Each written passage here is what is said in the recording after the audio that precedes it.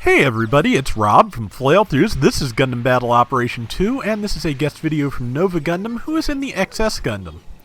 I'm really happy Nova sent this in because I have not, of course, featured it myself outside of the scenario battle it has in the latest round of Battle Simulator things. If you want to give the XS a try, go check that out, because it is fun to use, even in space, even if you don't like space. It's neat.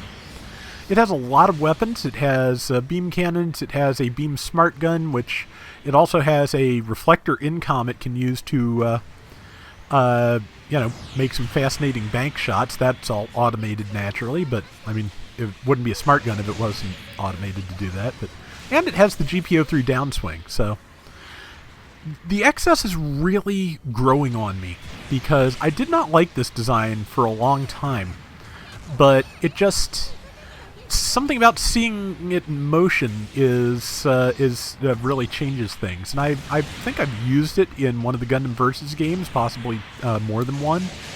But GBO, you spend more time with things, and I feel like I'm actually in control of things in GBO, and naturally, since I play that more, I'm also getting to see it more often. Ooh, good shot! So yeah, just all in all, it's growing on me. I'm kind of eyeballing some of the model kits, but I think they're out of print and expensive. So if they're not out of print expensive, this is large expensive, which, similar kind of expensive. And those are modifiers that stack. But, see, good shot there. But yeah, it is, as I said to somebody, it really does maneuver well for a neighborhood on feet. Yeah, there's the bank shot ability, tag the shield. That is just a really neat thing, and it's got standard incoms as well. And yeah, and beam cannons, I think 4 of them, yeah. And some hip beam guns, yeah, it's got a ton of weapons. And unlike the double Zeta, it does transform, so it's really got a lot going for it. I really keep hoping that one day we will see an enhanced double Zeta Gundam, maybe when the 700 cost is introduced, that does transform the way that it should. Because I believe the enhanced double Zeta can still transform. Of course, the full armor can't. But yeah, but I just want a double Zeta that transforms. It should be able to do that thing. Please let it do that thing. So far, this round's going really well. 7,000 to 3,200 with 5.5 minutes to go. And good shot there. 4,000. Nice. Naturally, the cannons couldn't be fired in the air because most cannons you have to plant your feet. So anything you have to plant your feet to fire, you can't fire in the air. It's just how it works. And good shot on that DJ. Followed up even with the beam cannons. Very nice. Wonder if there are any other. It should be able to use the beam guns too. So I hope it has a lot of boost because you should be able to unload with a lot of different weapons when that's in flight. Let's see, reflector incom, that should have really good range. Probably the only incom that has range better than the Gundam Mark 5s, I'm thinking. And good shots there. And following up, the O just evaded, so it's ripe for an attack. And there's the assist. Nice. Yep, they are still holding about a 2-to-1 lead. That's solid. And there's a good shot. Had iframes, not sure why, but it's dead now. Got the kill. Very nice. I think those standard incoms did that. Either way, it was an attack. And yeah, they are doing really well. And yeah, these incidentally are Nova's Night Gundam colors, which looks really good on this. And let's see, got to move on, but yeah, they are. Okay, the enemy, is taking various points. They are probably headed for the base, which I'm thinking is probably why Nova's running back there. He's got decent health. But they've taken every point up to the base, so seems not unlikely that they might have somebody in here. If there's some place that Nova can target them, the incoms will do it. But okay, the base seems to have checked out, seems to be clear.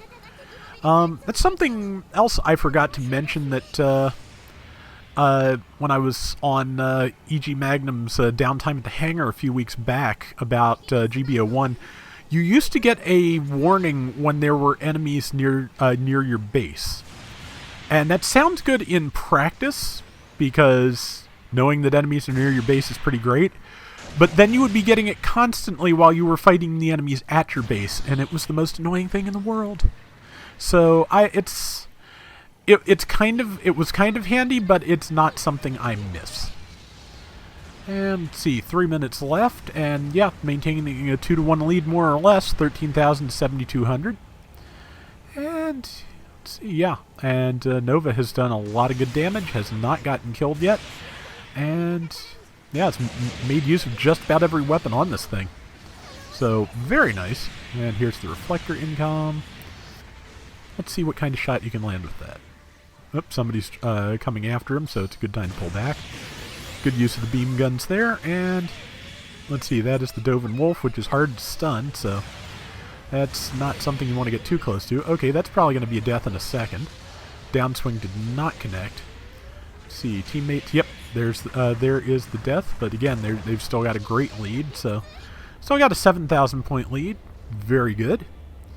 And let's see, that is the O and a Mark. Okay, yeah, there are Mark 5, so that was probably a Mark 5 going after him then, and not the Dovin Wolf. They have a lot of structural similarities. Yeah, that's kind of hard to say. But yeah, about 2 minutes left, and plenty left to do. Team's getting spread a little thin, which is possibly a problem. Hopefully, number 1 is heading back towards their Zamel, which is good, because definitely want to keep an eye on that with a Mark 5 around. Mark 5 is fast. Mark 5 can attack it from a decent distance and around corners with the incom, so yeah, that's not a great thing for a Zamel to be fighting. And it has really good melee damage when it has melee damage, or when it gets close enough for melee, I should say. Its melee damage doesn't just disappear. It's not like, sporadic melee damage. Be interesting to see something work like that, but I'm not sure how that would work. Let's see, taking some shots from the back, taking some shots from the front, and also the side because incoms. There is a Totus Ritter. Good time to pull back, except there's still something shooting him in the back. Shooting him really... Oh, it's a Zeta plus C1. Yeah, that can shoot you really hard in the back. Those things are vicious. But, let's see, coming back up on a 2-to-1 lead here, though, so... Let's see. Okay, I forgot. The neutral melee attack is just a... Ow. Just a stab. So, that's fairly unusual. So it's not so much that it has the GPO3 melee pattern. It's more the Vish Donahue goof. I wonder if the downswing can hit multiple times. That'd be interesting to find out. But yeah, really good round. 10 seconds left. Nova does not have time to respawn. Doesn't have time to throw any support fire either. So may as well just shoot into the air because that is the amount of time that's left. But yeah, excellent round. Still with about a 9,000 point lead, I want to say. And yeah, you got to see a lot of what the XS Gundam can do. So thank you much, Nova. That is a good one. And let's see. Yep, top assist and 136,000 damage. Really nice. And I'm thinking with top assist, probably... Let's take a look at the full stats in a second. Yeah, oh, not bad. 6 kills, 2 deaths. Usually when I get an assist score that high, I do not get many kills, but that was just a solid round altogether. So that is going to do it for today's Gundam Battle Operation 2. We'll be back soon with more, so until next time, everybody take care and have fun. Later! Also, Nova dropped Cooling System Level 3, which I don't think I have yet. Nice!